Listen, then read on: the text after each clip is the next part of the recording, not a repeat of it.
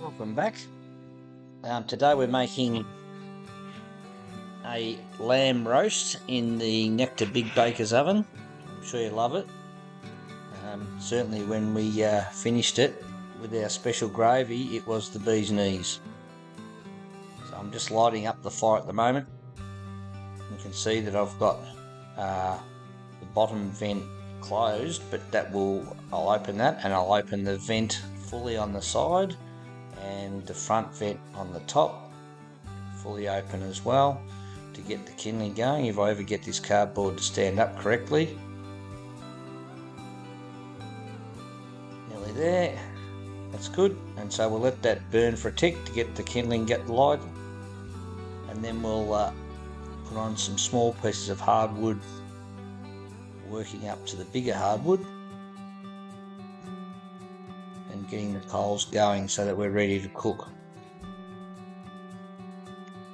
Just chuck in the rest of the cardboard, get some of our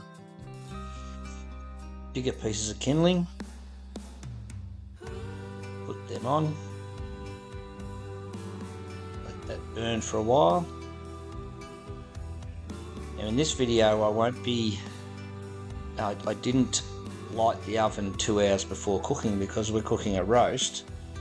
I'm going to get the fire going and then put the roast straight in, and as the temperature increases for the stove, the meat will begin to cook, and I'm envisaging it's going to take me 3 hours to cook the meat and the potatoes and make my gravy. So it's okay to go into a cold oven for the purpose of this. So now we're prepping our roast, and for the gravy we put in an onion, carrot, a zucchini or celery, some garlic, and we put that under the roast with a bit of water and a bit of oil and salt. And what it does is it tenderises all the meat. Tenderises all the vegetables, and then at the end of it we put those in a bowl, and we use a potato masher to get rid of all the larger pieces and strain all the juice into a separate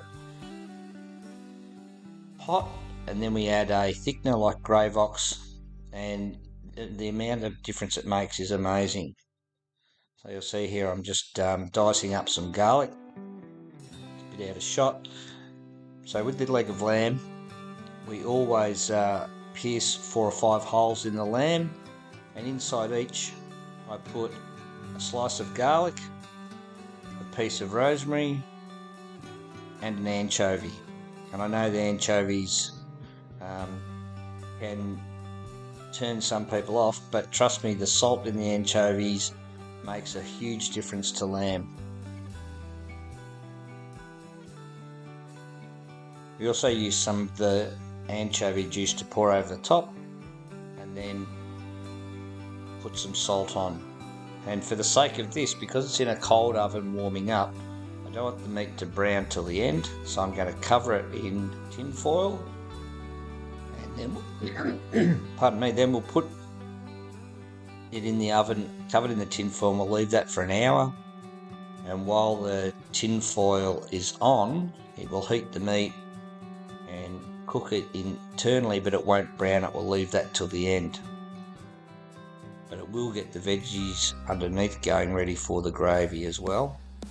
And as I said earlier, they make a huge difference. So nearly finished that, putting our anchovy oil on, some salt, cover it up, and then we'll take it outside and make sure the oven's going well, and we'll pop it in.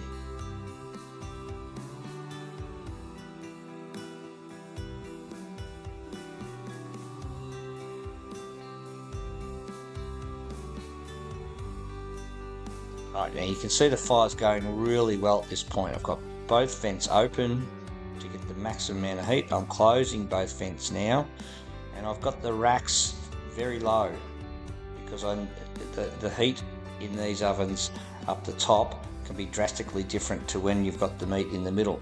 So I'm going to leave both of those closed now, and I'll pull the damper at the back forward and let it cook for an hour. You can see here I'm checking on it and putting logs as we go, and the temperature isn't rising very quickly, so I make the decision to open up the top vent and put an extra couple of bits of wood on so that the temperature gets up a bit quicker than it was. Still leaving the bottom closed because you don't want the heat to escape. Now it's going really well, and the temperature's risen very quickly to where it is. So now I'm going to take the, after an hour, take the roast out and have a check. And you'll see the meat looks a bit anemic. That's okay because we'll brown it at the end. As long as it's cooking thoroughly and the veggies are going well, and it is. So we'll put that back in for another half an hour and then come back and check it again.